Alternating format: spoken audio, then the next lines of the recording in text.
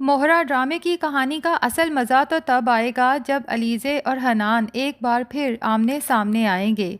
फ़िलहाल तो अलीज़े की प्रेगनेंसी की वजह से अरीशा और सिकंदर का रिश्ता काफ़ी ख़राब हो चुका है। अरीशा को यही गिला है कि जब मेरी और सिकंदर की शादी पहले हुई थी तो औलाद की खुशखबरी भी पहले हमारे हाँ होनी चाहिए थी। अब अलीज़े जब इस ख़ानदान को पहला वारिस देगी तो उसकी अहमियत ऑटोमेटिकली बढ़ जाएगी। लेकिन सिकंदर को बच्चों में कोई इंटरेस्ट नहीं। वो अरीशा से कहता है कि मुझे नहीं लगता कि अभी हमें फैमिली आगे बढ़ानी चाहिए। दूसरी तरफ अलीज़े जो सिकंदर की जड़ें काटने में लगी है और उसे फैमिली बिजनेस से आउट करवाना चाहती है, जिसके लिए वो सिकंदर की यूनिवर्सिटी जाएगी और वहाँ एडमिन से कहेगी कि मुझे इस यूनिवर्सिटी के एक ओल्ड स्टूडेंट का बायोडाटा चेंज करवाना है, जिस पे एडमिन ऑफिसर अलीज़े से वजह पूछता है। अलीज़े कहती है कि बस यूं समझें कि आने वाले वक्त की तैयारी करनी है, जबकि उधर सिकंदर, अरीशा और अरमीन बेगम की पूरी कोशिश है कि अलीज़े की ये प्रेगनेंसी ख़त्म करवा दी जाए, कुछ ऐसा उसके साथ किया जाए कि हम पे इल्ज़ाम भी ना आए और ये बच्चा भी इस दुनिया में ना आए। अलीज़े को इन लोगों की इंटेंशंस का बहुत अच्छे से पता है, तभी वो अपने साथ अब सिक्योरिटी गार्ड्स रखती है। अपनी जान की तो उसे कोई परवाह नहीं, लेकिन अपने होने वाले बच्चे को वो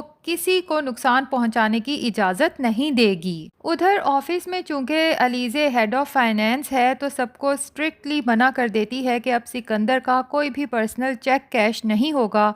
सिकंदर को तो बहुत गुस्सा आएगा कि ये होती कौन है, बाहर से आई लड़की मेरे बाप के बिजनेस पे अपने हुक्म चलाएगी। जबकि अलीज़े सिकंदर से कहती है कि अब वही होगा जो मैं चाहूँगी और बहुत जल्द तुम्हें अपना कारोबार अलग करना होगा क्योंकि इस कारोबार में अब मज़ीद तुम्हारी गुंजाइश नहीं है। सिकंदर गुस्से में अपने बाप के पास जाता है और उसे सारी सूरत हाल से आगाह करते हुए कहता है कि जल्द से जल्द अलीज़े को फाइनेंस की सीट से अलग कीजिए। लेकिन फरीद साहब सिकंदर को याद दिलाते हैं कि ये सब मुमकिन नहीं है क्योंकि हमारे बिजनेस को डूबने से बचाने वाली यही अलीज़े है। नाजरीन, लेकिन लगता यही है कि अब सिकंदर या फिर अरमीन बेगम किसी तरह से अलीज़े के पास्ट को खंगालते हुए हनान तक पहुंच जाएंगे और जब पता चलेगा कि हनान के साथ अलीज़े की शादी होने वाली थी और ये दोनों आपस में कज़न भी हैं, तो किसी तरह से हनान को अलीज़े के सामने ला के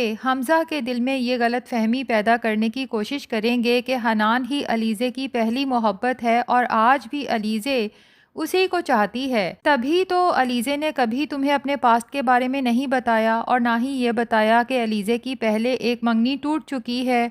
अब यहाँ पर हमज़ा और अलीज़े के दरमियान में थोड़ी बहुत गलत फहमी तो ज़रूर आएगी, लेकिन जाहिर है कि हमज़ा अलीज़े से इस कदर मोहब्बत करता है कि बहुत जल्द अपना दिल अलीज़े के लिए साफ़ कर लेगा। अलबत्ता इस सब के बाद अलीज़े के दिल में सिकंदर और अरमीन बेगम से बदला लेने की आग मज़ीद भड़कने लगेगी और बहुत जल्द सिकंदर के ख़िलाफ़ तमाम सबूत जमा करके सिकंदर को पुलिस के हवाले कर देगी, जिसमें अनुशे की मौत की ज़िम्मेदारी भी सिकंदर पे आती है और हफीज़ साहब के मर्डर का ज़िम्मा भी सिकंदर पे आता है। और इसके साथ साथ सिकंदर ने जितनी लड़कियों की ज़िंदगी ख़राब की है, अलीज़े वो तमाम सबूत जब हमज़ा के सामने रखेगी तो हमज़ा को भी हैरत का झटका लगेगा कि उसका भाई इस कदर घिनौने खेल खेल रहा था, लेकिन हमज़ा को कभी इल्म ही नहीं हो सका। वैसे ड्रामे में एक नई कहानी भी शुरू हो चुकी है, हमज़ा की बहन निमरा और दाइम की लव स्टोरी।